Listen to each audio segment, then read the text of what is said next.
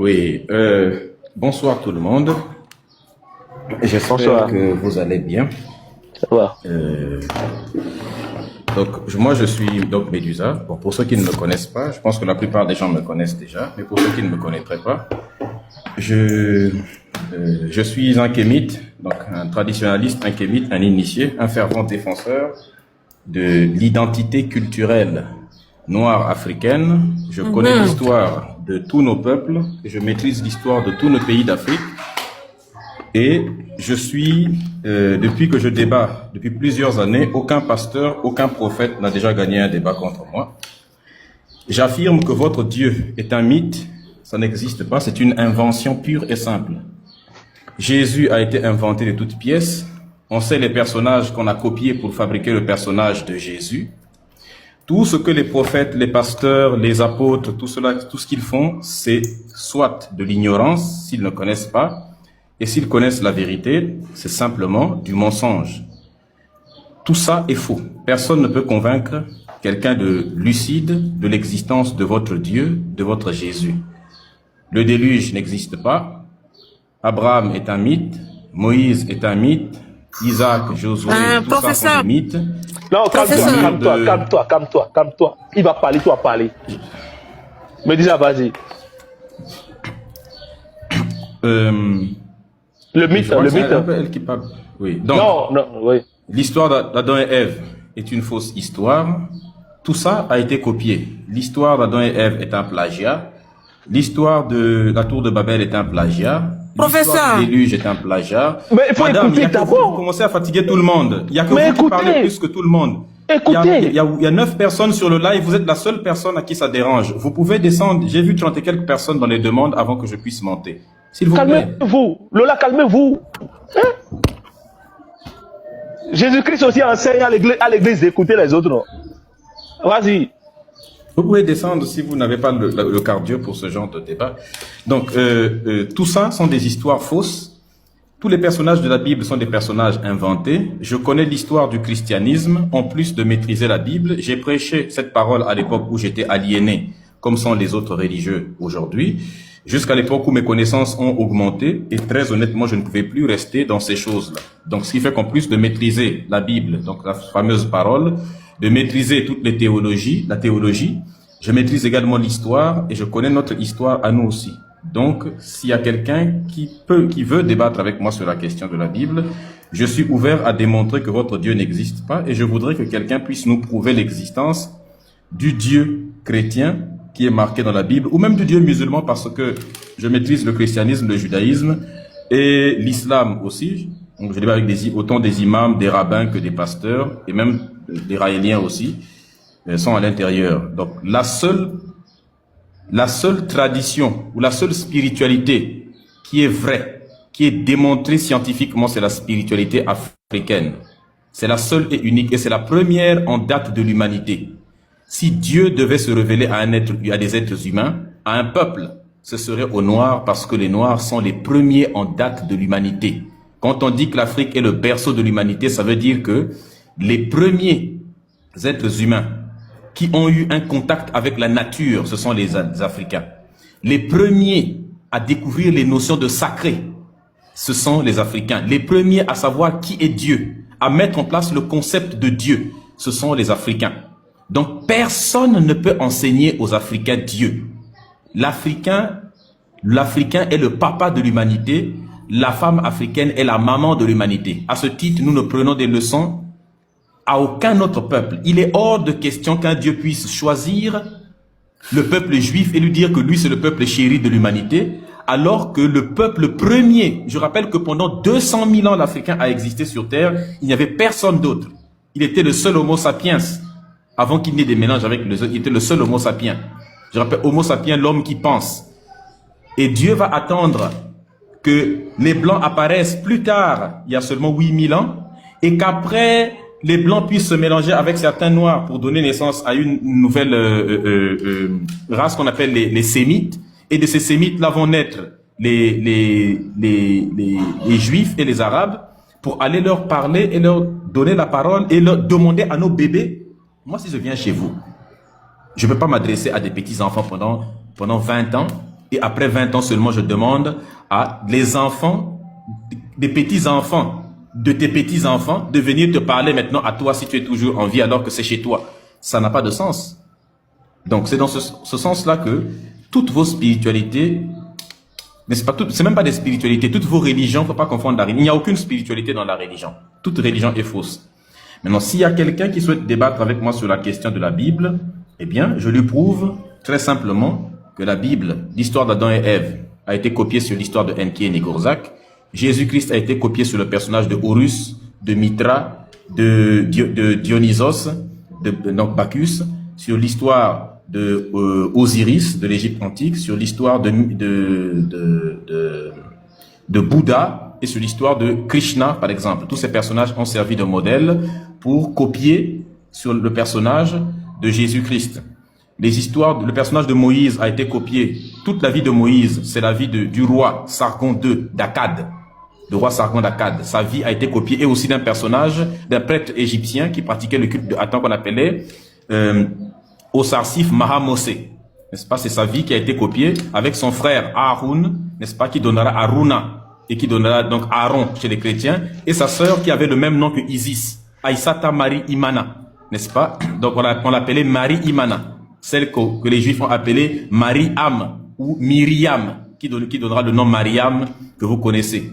C'est d'ailleurs sur cette la déesse Isis qu'a été copiée Marie, puisque le vrai nom de Isis en langue de l'Égypte antique, c'est Aïsata ou Aseta Marie Imana. Marie. Elle avait accouché un enfant par immaculée conception. Cet enfant, c'est l'enfant Horus, qui était considéré comme l'Emmanuel.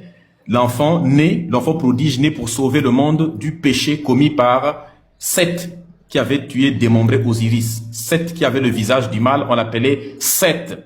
Donc c'est le mot Seth qui était déformé par les Sémites par Seitan, Shaitan, Satan. Votre Satan vient de là-bas. Toute la Bible est un plagiat. L'histoire d'Adam et Ève, c'est l'histoire de Enki et Négorzak. Si vous allez dans le British Museum, vous allez trouver une palette qu'on appelle le sceau de la tentation. Ce sceau-là existe bien avant que l'existence même du peuple juif, chez les peuples sumériens. Et dans ce sceau-là, on a dessiné une femme en train de tendre une pomme à un homme, avec un serpent derrière la femme en question, avec un arbre qui les sépare tous les deux. C'est là-bas que vous avez volé. Et le jardin dans lequel, dans l'histoire de l'Égypte, dans les textes des Sumériens, qui existent avant votre Bible, on appelait ça le jardin de Dilmun. Ils vivaient dans le jardin de Dilmun, le jardin où vivaient les dieux. Et dans ce jardin-là, il n'y avait que les dieux qui vivaient là-bas. Si tu mangeais l'arbre du fruit qui se trouvait là-bas, eh bien, tu devenais un dieu. Et donc, il fallait empêcher les humains de manger cet arbre, le fruit de cet arbre, pour ne pas devenir des dieux. Et la déesse, elle s'appelait Négorzak. Le dieu, il s'appelait le dieu Enki. Et la déesse Négorzak a arraché une côte du dieu Enki pour créer leur enfant Utu. En fait, c'était une métaphore. Et cette métaphore a été mal copiée. En fait, quand on dit arracher une côte, c'est une expression simplement pour ne pas dire s'envoyer en l'air. Donc une expression. Mais les gens ont mal compris, ceux qui ont plagié cette histoire ont mal compris. Ils ont pris que quand on disait arracher la côte, c'est comme quand on dit prendre les jambes à son cou en français. Ça veut pas dire prendre tes jambes et puis mettre sur ton cou. Ça veut dire fuir. Mais si quelqu'un ne connaît pas le français, il va penser que vraiment on peut prendre les jambes et puis mettre sur son cou. Il va dire que c'est un miracle qu'on a accompli. De la même manière, celui qui a lu cette histoire, il n'a pas compris qu'on n'arrache pas une côte pour fabriquer quelque chose, ça n'a pas de sens parce que c'est de la misogynie, la Bible. Dire que Dieu crée le monde, il crée Satan. Après, il décide de punir Satan. Il l'envoie sur Terre. Il pouvait l'envoyer sur d'autres planètes, mais il l'envoie exactement sur la planète Terre, là où il y aurait des êtres humains. Et il arrive sur Terre, Satan. Dieu crée un jardin d'Éden. Il dit qu'il protège ce jardin d'Éden, mais quand même, le diable réussit à déjouer le système de sécurité de Dieu. Et de tous les anges qu'il a mis pour protéger le jardin, il rentre quand même dedans. Il s'en va tromper des humains qui existent depuis 2 jours seulement sur la planète. Et Dieu, qu'est-ce qu'il fait? Il punit les êtres humains. Donc Dieu ne punit même pas Satan. Dieu punit le pauvre serpent parce que Satan est parti prendre le serpent. Le serpent n'a rien à voir. C'était un simple animal. Bon, il faut savoir que chez les chrétiens, le serpent parlait. Le serpent pouvait être debout. Je ne sais pas comment vous vous imaginez un serpent. La Bible, c'est quand même un livre qui commence avec un serpent debout qui parle avec une femme et qui se termine avec un dragon à 9 têtes dans l'Apocalypse. Et au milieu, il y a des mecs qui brûlent des arbres, mais ça ne brûle pas. Il y a des mecs qui jettent des bâtons sur terre. Il y a des serpents, et ça devient des serpents. Tapoter le live. Il y a des poissons qui avalent les gens. Professeur, je suis Pendant là. 3 jours, ils parlent les recracher. encore elle. Il y a des poissons qui avalent des gens comme ça. En fait, c'est un livre. Moi, dans la Bible, vous savez, c'est un très bon livre, mais il fallait seulement ajouter une phrase au début. Il fallait écrire « Il était une fois ». Il fallait seulement écrire « Il était une fois ». Si vous aviez écrit ça, je n'aurais eu aucun problème avec ça. « Il était une fois » et vous racontez tout cela. Donc, votre Dieu, il punit le serpent, puis ensuite, il punit la femme, il dit « Tu accoucheras avec la douleur désormais ». Mais tous les animaux accouchent avec la douleur. Depuis quand la femme, quand elle ouvrait les jambes et puis l'enfant sortait comme un toboggan comme ça? Les girafes accouchent avec la douleur, les éléphants, tous les animaux. Et l'être humain est un animal sur le plan biologique. Pourquoi elle ne devrait pas accoucher avec la douleur? Et de toute façon, nous avons inventé, nous les êtres humains, la péridurale. La péridurale, c'est une injection, on te fait ça, pour ceux qui connaissent, les femmes peuvent accoucher sans douleur avec péridurale. Donc Dieu nous punit pour accoucher avec la douleur. On va dire, comme toi tu penses que tu es garçon, nous les humains, on va te démontrer que on peut surpasser ça. On vient créer péridurale pour empêcher la femme d'accoucher avec la douleur. Et Dieu dit à l'homme, tu mangeras à la sueur de ton front. Et il dit à la femme, toi maintenant je te donne une autre punition, tu accoucheras avec la douleur. Mais en fait, la femme a été punie 2 fois. Parce qu'en réalité, quand il disait que à l'homme, tu mangeras à la sueur de ton front. En fait, la femme aussi, si elle ne travaille pas, elle mange pas. Donc, c'est tous les deux, on mange à la sueur de notre front. Mais comme il déteste les femmes, il lui donne une punition de plus. C'est-à-dire que, voilà un peu vos histoires. Bon, ça, c'est juste un avant-goût de ce qu'on va voir. Mais je rappelle juste pour terminer que la Bible autorise de violer les femmes. Je dis violer pour ne pas utiliser le mauvais. Autorise de violer les femmes. Il est autorisé dans la Bible d'enlever la vie à celui qui ne croit pas. Il est autorisé dans la Bible d'esclavagiser. Et quand je dis dans la Bible, c'est autant l'Ancien que le Nouveau Testament, par exemple, pour le cas de l'esclavage. C'est autorisé dans votre Bible. Toutes ces choses-là, la Bible autorise de dia les enfants, la vie aux pauvres enfants. La Bible autorise de couper la main, de lapider les gens. En fait, il y a tellement de choses, d'enlever la vie à son propre enfant quand il désobéit. Ça, c'est un psychopathe et pas un Dieu. Donc, voilà un peu là où je voulais commencer. Et s'il y a des gens, s'il y a quelqu'un qui veut débattre avec moi précisément, c'est à ses risques et périls. Ok, merci beaucoup, Medusa, donc de cette entrée rocambolesque que vous venez de faire. Je suis content, il y a des révélateurs ici, il y a des prophètes, il y a des apôtres qui sont là sur place. Tant que vous n'avez pas la parole, vous n'ouvrez pas les micros, sinon je vais vous faire descendre. Coupez vos micros, on va gérer ça bien. Au professeur de donner la parole à chaque personne sur le panel, sinon voilà. Je vous fais descendre. On va gérer ça bien. Ne vous en faites même pas. Allez-y, calmez-vous, calmez-vous. Tout le monde va parler. D'accord? J'aime cette introduction, cette entrée rocambolesque digne d'un bon film que monsieur Dieu me disait, il a envoyé ici. Je parie que d'ici là, il y a un prêtre qui va nous rejoindre tout à l'heure quand il va finir sa célébration. Il était là tout à l'heure, il va venir tout à l'heure. Alors donc, nous allons donc, à partir de ce moment, donc, donner la parole à l'apôtre qui est en haut. Merci. Alors, je voudrais dire ceci. Hein. La Bible dit, Dieu s'est fait connaître à tous les peuples. Un instant, s'il vous plaît. Un instant. Les nations. Un instant, apôtre. Esposito, mets chrono 5 minutes à l'apôtre, s'il te plaît. Chrono 5 minutes, s'il te plaît. Allez-y, apôtre. Waouh. D'accord. Donc, je disais donc que Dieu s'est fait connaître à toutes les nations, à toutes les langues et à toutes les cultures. Et Dieu s'est fait connaître de diverses manières, de différentes façons à chaque culture, à chaque peuple et à chaque nation.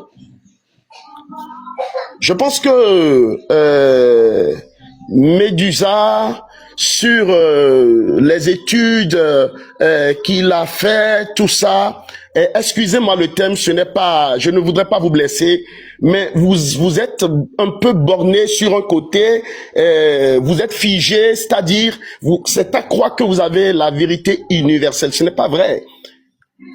Dieu, le même Dieu, pour ma part, le même Dieu que le musulman appelle, je crois que c'est ce même Dieu que le chrétien appelle, même si tous les chrétiens ne seront pas en accord avec ma parole, avec ce que je dis. Et je pense que dans la tradition endogène, c'est-à-dire le Dieu qu'appellent nos frères qui sont encore attachés à cette forme de religion, d'accord, appellent aussi le même Dieu. Mais il s'est révélé à eux d'une certaine façon. Ils croient à ce qu'ils ont vu. Ils disent que ce qu'ils ont vu est vrai. Je suis d'accord avec eux.